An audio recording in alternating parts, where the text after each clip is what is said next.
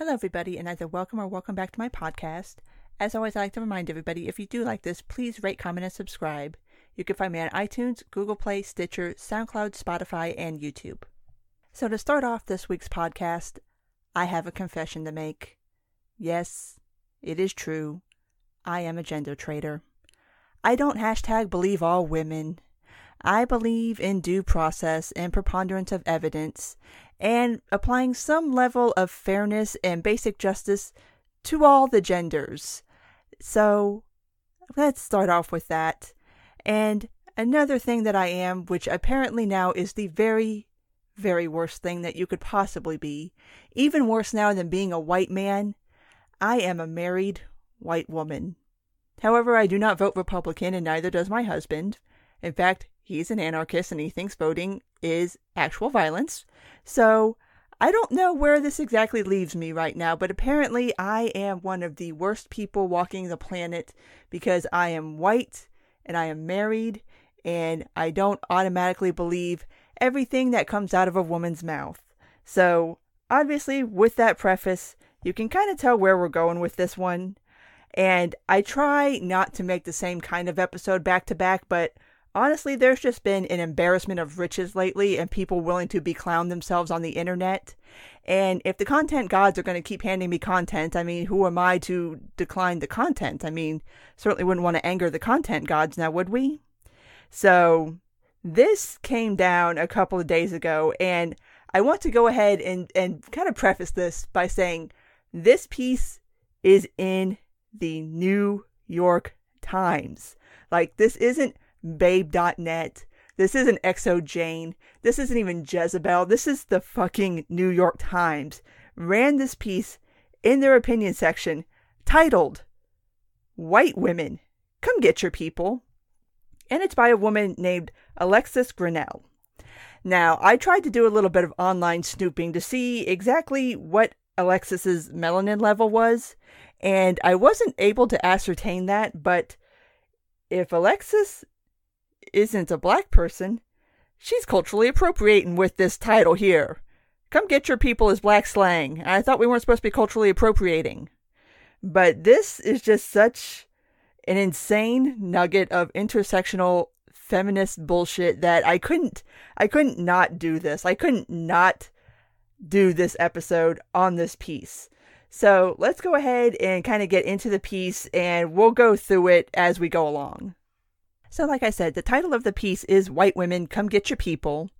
The byline, I suppose by title you would call it, "They will defend their privilege to the death." Oh boy. Okay, so here we go.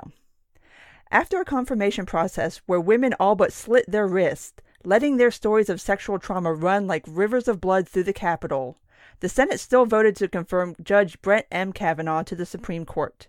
With the exception of Senator Lisa Murkowski of Alaska, all the women in the Republican conference caved, including Senator Susan Collins of Maine, who held out until the bitter end.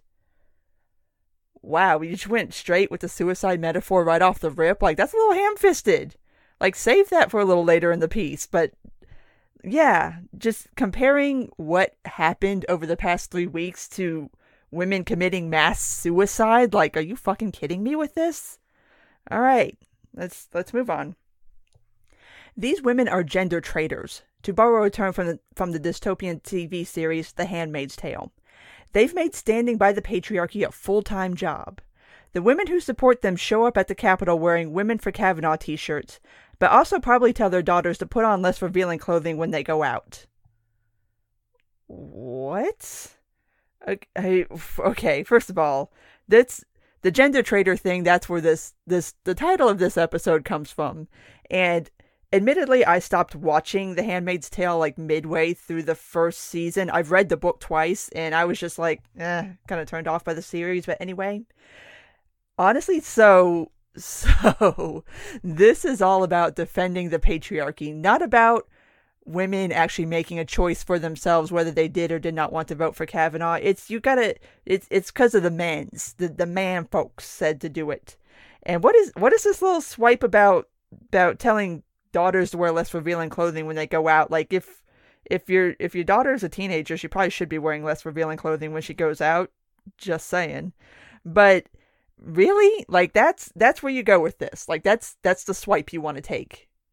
Okay. Moving on. They're more sympathetic to Senator Orrin Hatch of Utah, who actually shooed away a crowd of women and told them to grow up. Or Senator Lindsey Graham of South Carolina, whose response to a woman telling him she was raped was, "I'm sorry, call the cops."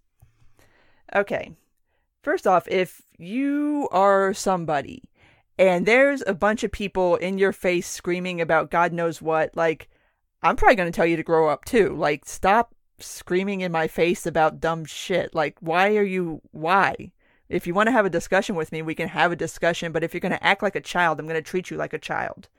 And as far as what Lindsey Graham said, like, okay, well, I mean, telling Lindsey Graham that you were raped, like, that's not really going to help you. Calling the cops would actually help you, so maybe trying to give some sort of advice to somebody that might be helpful? I don't know. Just a thought. Although Lindsey Graham kind of killed it over the past couple of weeks, but that's a whole nother ball of wax. But that's just trying to slam him for that and trying to slam Hatch for that. It's like, okay, that would be like normal people responses to those situations. Like, that's not extraordinary. That's not the patriarchy.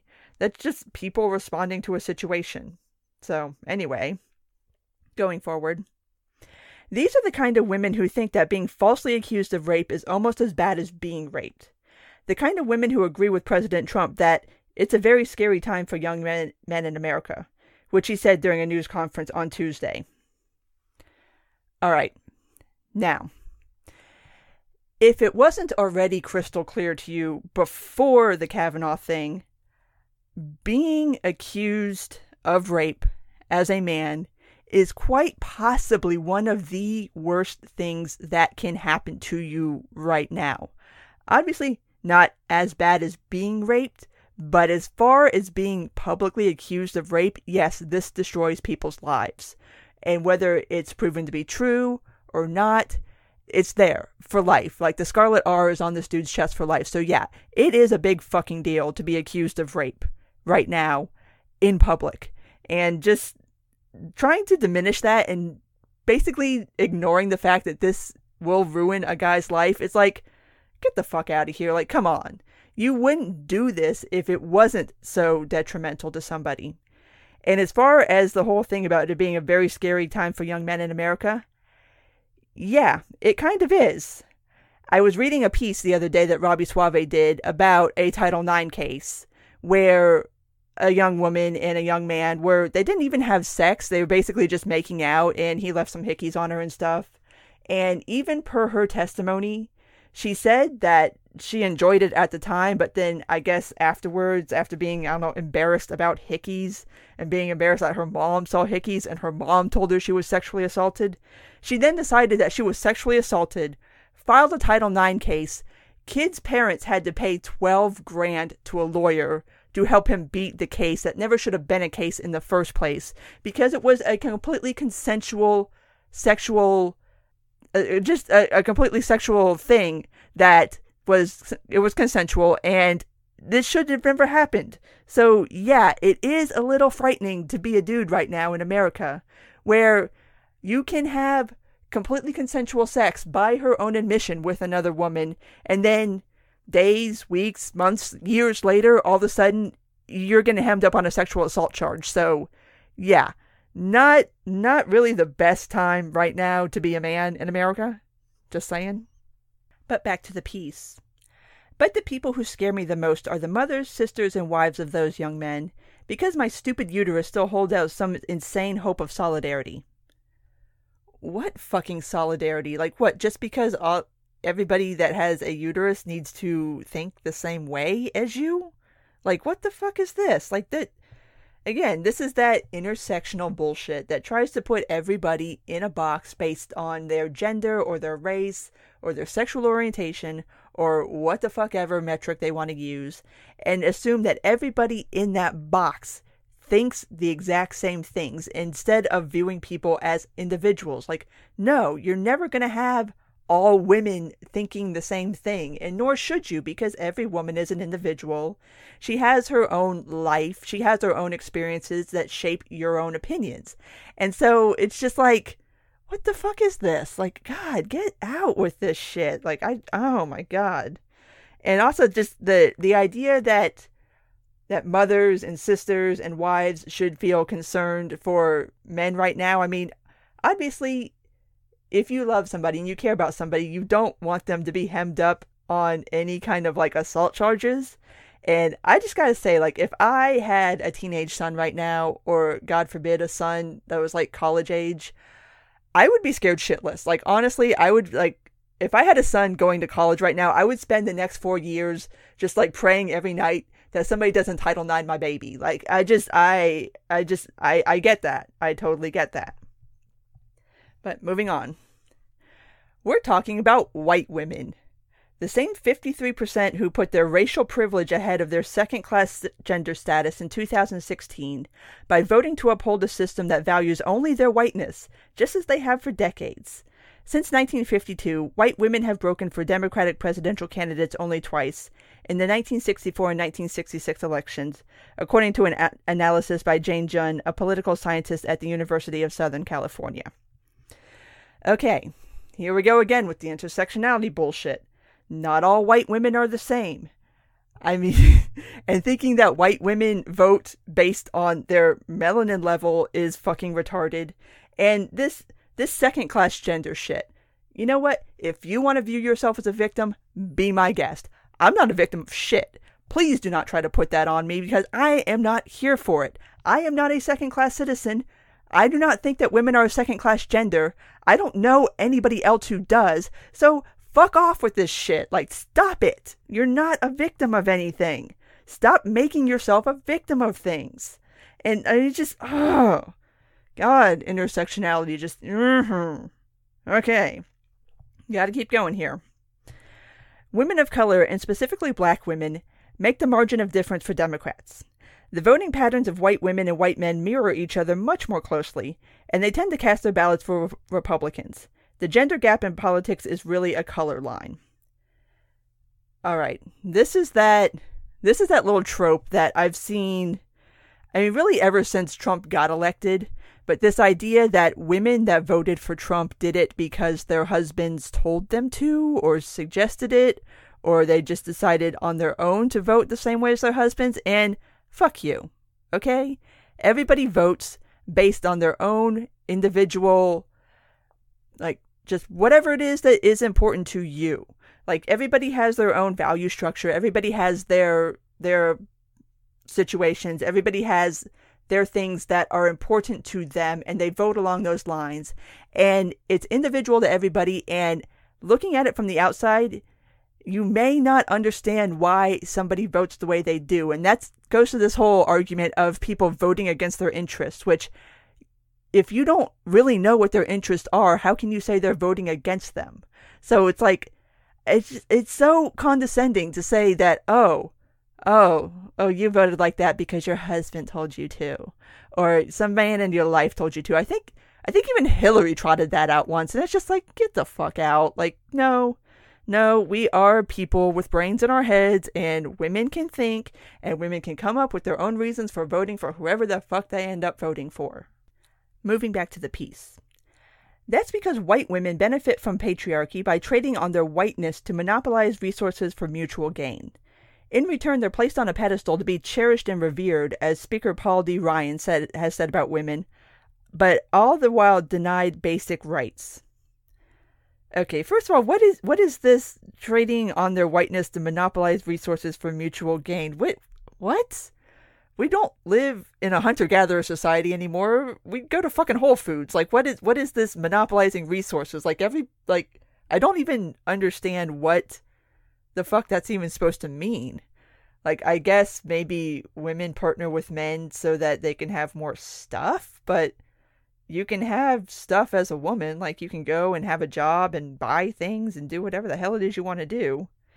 And this whole idea that I don't get this cherish and revered thing either. Like, that's not what he was talking about.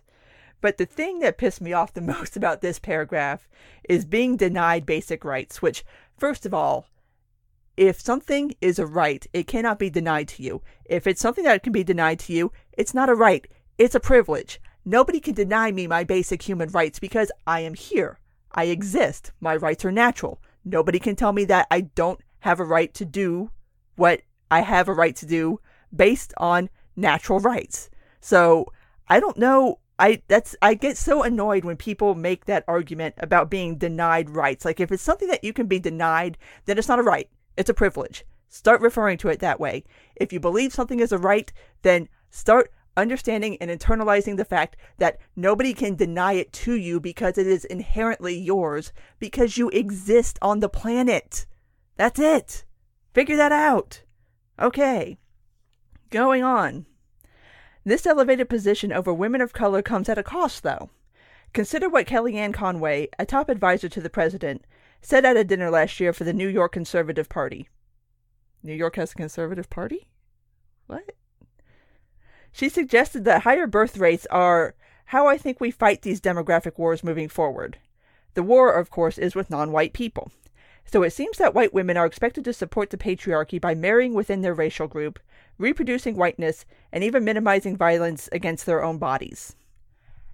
Now, I have seen the whole white people need to reproduce because of the brown people thing, and I gotta say, I don't agree with it either. I mean, I see a lot of people get very concerned about white people not being the majority in this country anymore, and it's like, okay, so what? I don't really care.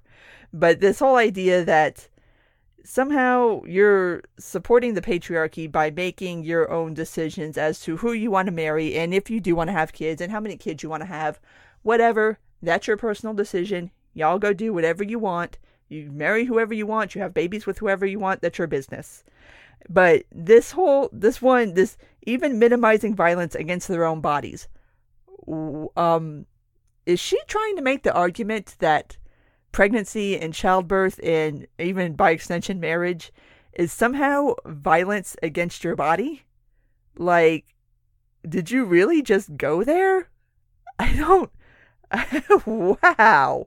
I mean, I'm childless by choice, I'll admit that, but I don't do it because I think it's some kind of form of violence against my body to have a child. I just don't want children, and my husband doesn't want children, so there you go.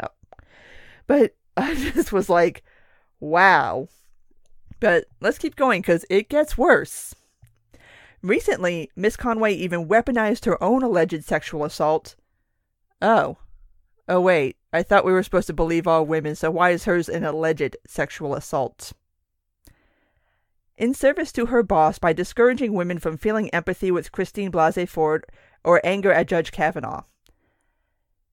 Okay, I mean, I guess if that's how you want to interpret that situation, I mean, whatever. I didn't really view it that way. I viewed it as Conway just trying to add to the conversation and saying that I too am a sexual assault survivor, much like many other women did over the past 3 weeks, and sharing their story and saying that, yes, even though I had this happen to me, I don't feel the way these other women feel. I don't agree with it. So I don't how do we get from believe all women to don't believe this woman and assume that she has the worst motives for coming forth and admitting to being sexually assaulted? Like, you almost seem to think that, like, maybe it's just believe some women, or maybe just believe the women that you personally like. I don't know there, Lexus. You tell me. But let's keep going. Miss Conway knows that a woman who steps out of line may be ridiculed by the president himself. President Trump mocked Dr. Blasey in front of a cheering crowd on Tuesday evening. Betray the patriarchy and your whiteness won't save you. Oh. But I thought being white was the golden ticket. Now you're telling me it's not? And while I don't think that Trump should have did what he did, he would have been better served by saying nothing at all. Just mocking Ford was not a good look, and she didn't deserve that. In fact, I've been pretty vocal about the fact that Ford has not deserved any of the treatment that she has gotten ever since the letter was leaked. Like, she didn't deserve anything that happened to her. So, yeah, but this is just, again, with the patriarchy shit. Like, what? You're not a victim. Stop. Just, oh my God. Moving forward. The pedestal is a superior, if precarious, place. For white women, it's apparently better than being stronger together, with the 94% of black women and 86% of Latinos who voted for Hillary Clinton. Again, why should a woman feel the need to have solidarity with some other women because we all have uteruses? Like, okay, so there's things in life, in everybody's life, that trumps their genitalia. Like, everybody has reasons for doing what they do.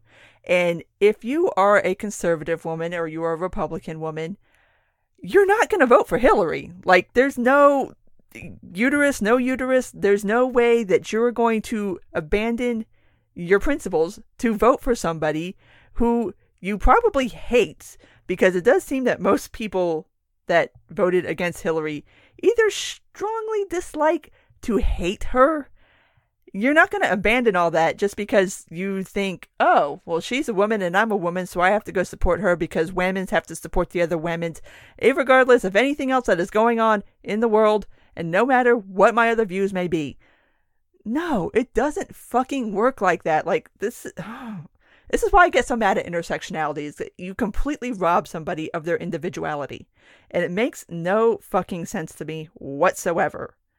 Okay, moving on. During the 2016 presidential election, did white women really vote with their whiteness in mind? Lorraine Fraser Yoakley, a political scientist at UCLA, recently measured the effect of racial identity on white women's willingness to support Trump in 2016 and found a positive and statistically significant relationship. So white women who voted for him did so to prop up their own whiteness.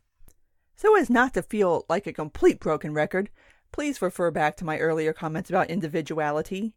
But to add to that, this would only make sense if Trump was running against a non-white person. Last time I checked, Hillary was white. So how exactly is voting for Trump asserting your whiteness or whatever? Like, you could have been white and voted for Hillary, and plenty of white people did vote for Hillary. But just this idea that nobody votes, or at least nobody should vote with their melanin or their genitalia in mind. You are all better than that. You are all people with brains who have thoughts and opinions and certain things that matter to you, and you should vote along those lines. Not because somebody happens to look like you or has the same genitalia as you. Like, come on, everybody's better than that. Going forward. In the study, white women who agreed that many women interpret innocent remarks or acts as sexist were 17% more likely to vote for a Republican candidate. They were also more likely to agree that blacks should work their way up without special favors. To be sure, women of color aren't inherently less sexist or even without their own racial biases, but unlike white women, they can't use race privilege to their advantage. What? Okay, so basically you just admitted that everybody has their own biases, which they do. Everybody knows this. So why are we just calling out white women? Like, I know, in the intersectionality ladder of wokeness or people who are more important than others, being a person of color is a little higher up on the rung, so maybe you can't really insult those people so much. But this whole, God, this whole thing is just annoying. Like, just, oh my God. Okay, let's keep moving. This blood pact between the white men and white women is at issue in the November midterms. President Trump knows it, and at that Tuesday's news conference, he signaled to white women to hold the line. The people that have been complaining to me about it the most about what's happening are women. Women are very angry, he said. I have men that don't like it, but I have women that are incensed by what is going on. Okay, I'm sure there are lots of women that are angry about what's going on both sides of the fence. Obviously, you have women that are doing God knows what in DC, or actually, at this point, aren't doing God knows what in DC anymore because everybody seemed to move on. Just like that. Like poof, like it never happened. Which is its own lesson in and of itself.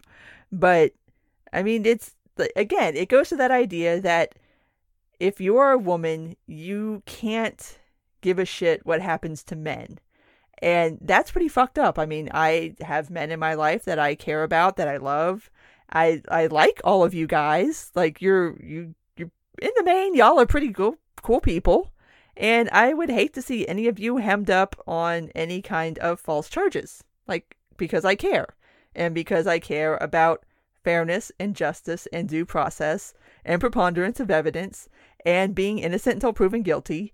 And basically all of the things that make up my core belief system and that I think should be applied to everybody regardless of gender. It's pretty easy. All right. I'm sure he does have them. Game girls who will defend their privilege to the death. Really?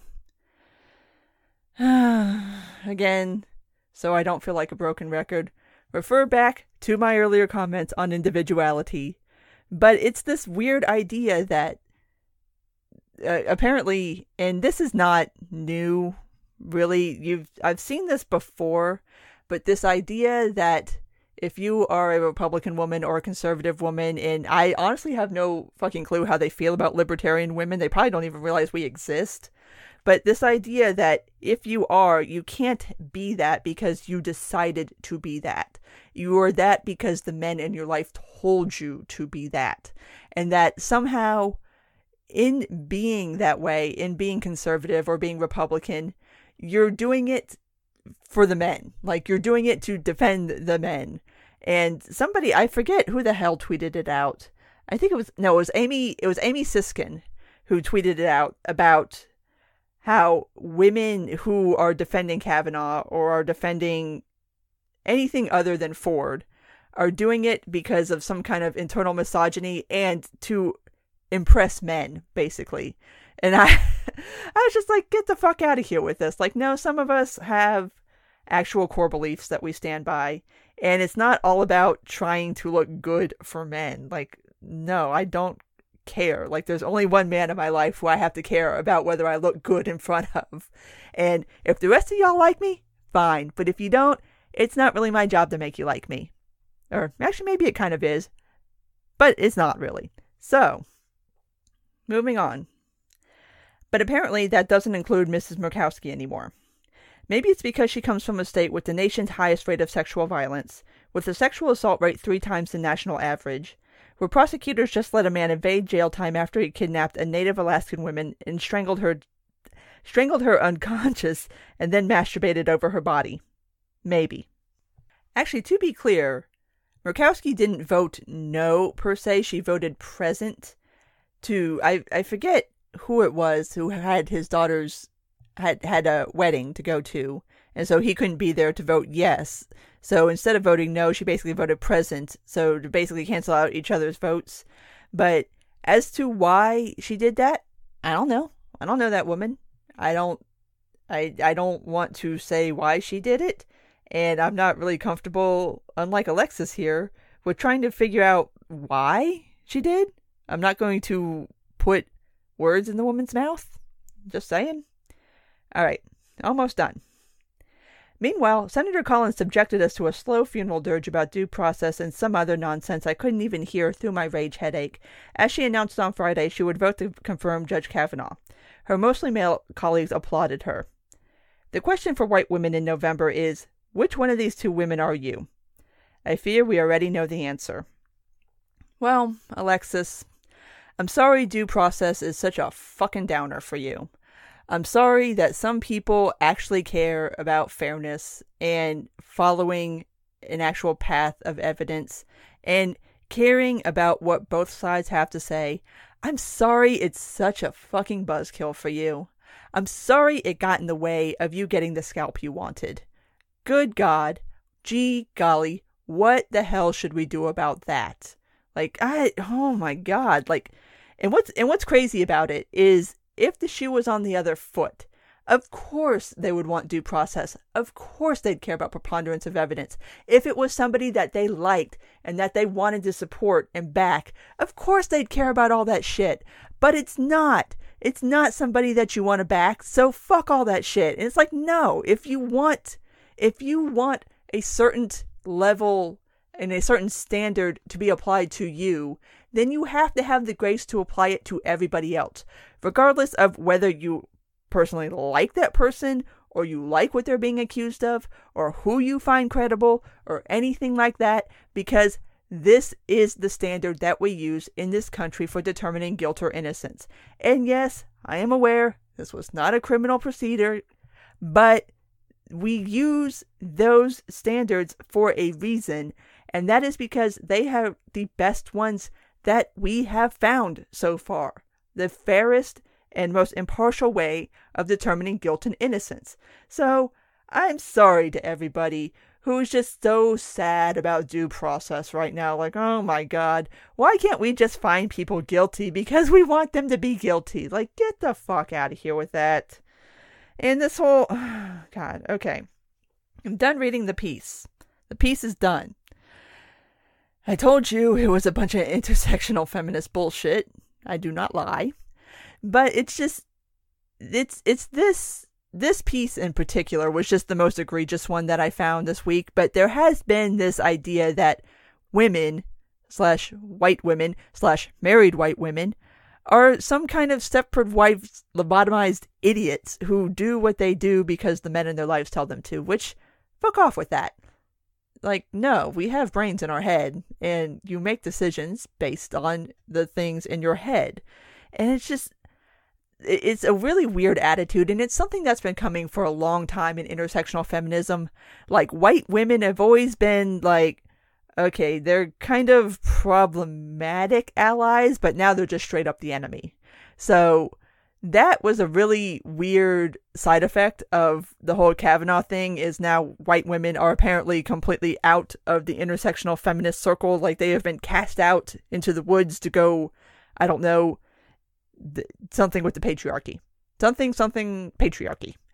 But that's where I want to go ahead and end this. I wanted to bring this to everybody's attention because it was just such a batshit crazy piece, and I still can't believe that the New York Times ran it. Like, of all the things, and I know I've talked about this, but of all the pieces that have been run over the past 3 weeks that have just been like thinly sourced, non-sourced, completely insane bullshit, this has got to be one of the worst.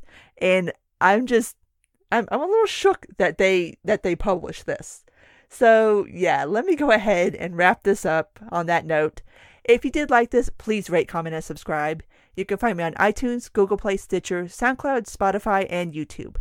Take care, and until next time.